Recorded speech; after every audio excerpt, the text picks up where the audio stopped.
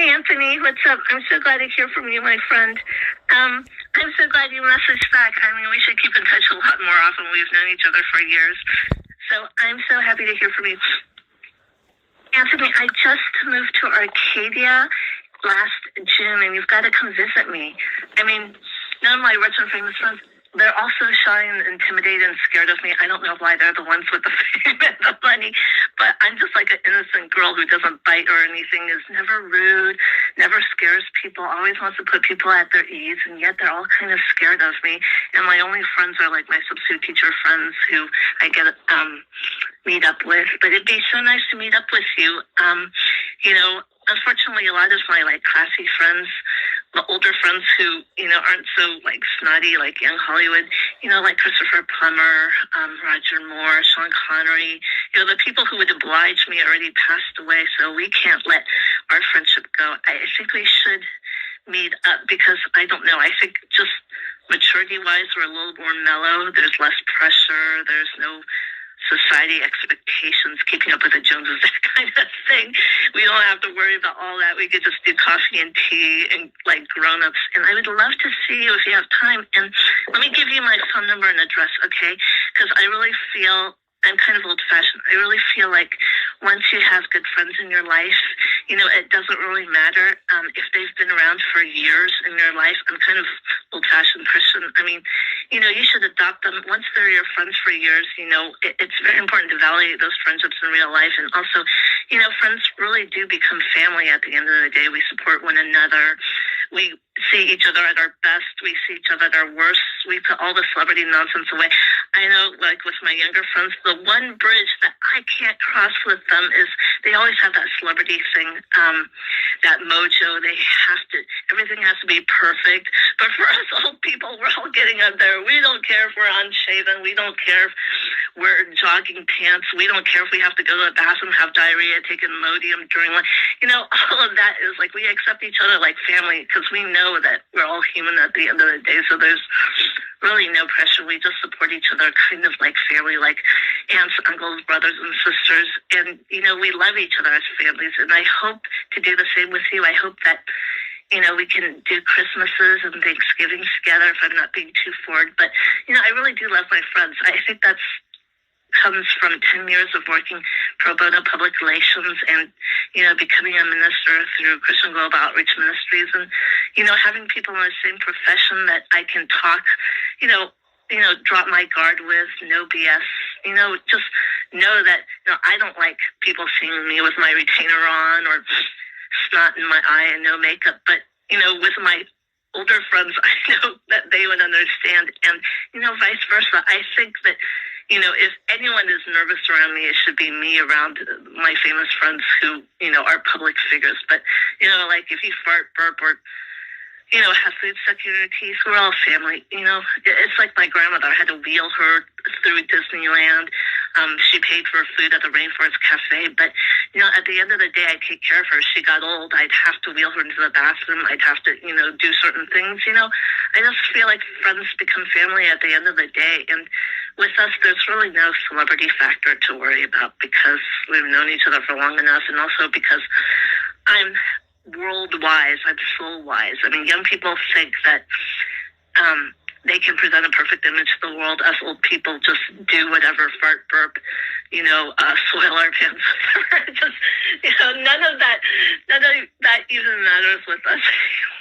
So, like, if I have to drag you down there, like, wheel you around Disneyland, I would do that for you, my friend, because I really like my friends. I want to get to know you better. We're going to live and die together, whether or not, like, you live in Malibu or whatever, or different sectors of our SAG career. I'm an extra year principal.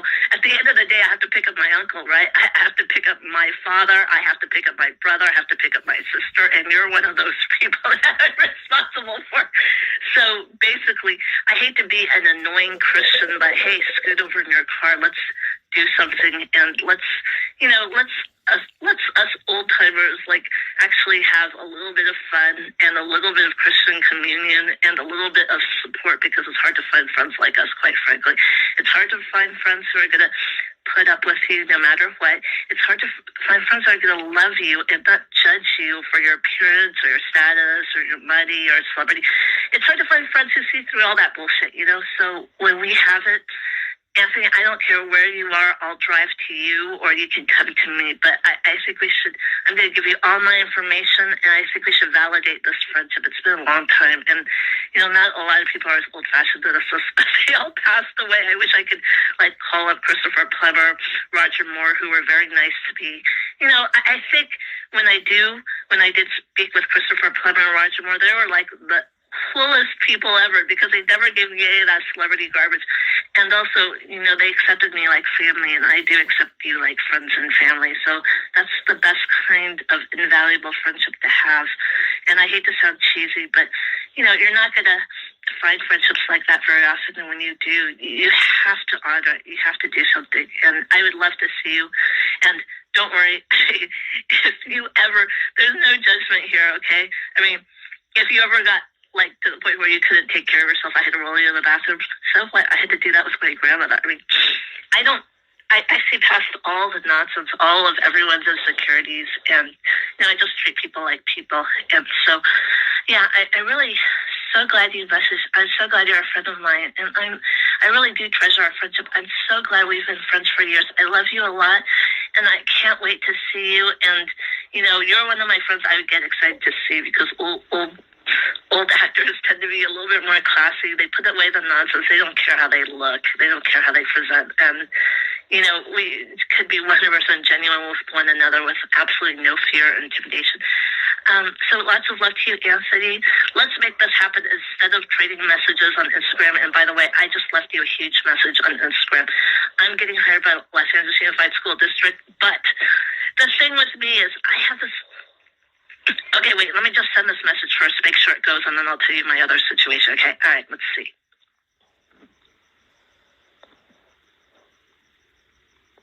Okay, so that message did send. Okay, so the thing is, I sent you a huge message. Anthony, my friend, I'm begging you, bail me out of this.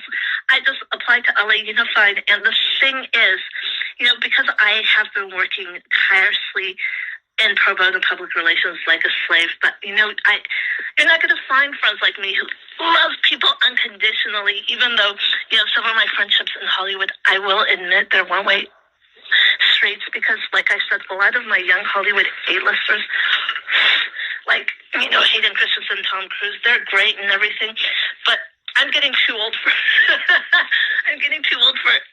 dealing with young people who are always worried about their hair, their looks, like Henry Cavill. I feel like I've just become a mother with all of these people. I have 4,000 people, and I do have a lot of young people who are basically my age, 5 years or younger. Now these days I treat them like my children because, they are dependents. I love them. They love me. But at the same time, we're experiencing a very different walk, and I'm getting up there and I need a cane, and I'm so exhausted from work that I can't even go substitute teaching and do all the things that I want to. Oh yeah, I gotta tell you this story. I just left you a really long Instagram message. I applied to Los Angeles Unified, and if you could write me a letter of recommendation, because Meredith says, the thing is, a lot of my 4,000 VIPs are usually noble, so they're kind of scared of me. They have this shy complex around me and intimidation complex. I'm like, Richard Gere, what are you intimidated about? But, George Clooney, Richard Gere, Prince Harry are always asking me for donations. Well, anyway, and the work contacts I have, it's very unprofessional. It's a very distant and personal environment, so there's not a lot of work contacts that I can bug people for. So I have to rely on my celebrity friends, and come hell or high water, I mean, we are going to get together. We are going to track you down, and it's going to be you and me in this boat. And, I do consider you family. I know that sounds cheesy, but I know that's stepping out on the line. But, you are seeing my Christian heart and how much I love all of my people and how I can never let anyone go. So if you think about walking out that door, I have to drag you back. Uncle Anthony, you better come in here, okay? I am your adopted girl, and I'm not leaving anywhere without you, and you and I are going to be tied at the waist because, we're friends, and I'm going to make you, man up and stand up, and we're going to take this out, and we're going to be friends in real life. I think, life is short. We can't watch another 10 years go by, Anthony. We can't watch 5 years go by. And we've got to lock this down. And we love each other. We're Christians. We, value what's important. And we've got to get this squared away with one another. This is how important we are to one another. We're not going anywhere, and we should know that about one another. We're going to love ourselves, and even if we turn old and gray, like I said, if you have to be wheeled into the bathroom, I'm the one friend you can count on who's going to do that for you. So don't you think about going anywhere on my watch, Anthony? Okay, I know that you just called me. Let me call you back, my dear. Lots of love.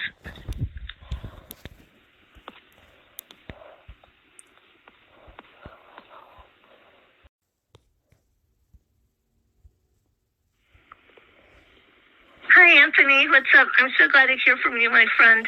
I'm so glad you messaged back. I mean, we should keep in touch a lot more often. We've known each other for years. So I'm so happy to hear from you. Anthony, I just moved to Arcadia last June, and you've got to come visit me. I mean, none of my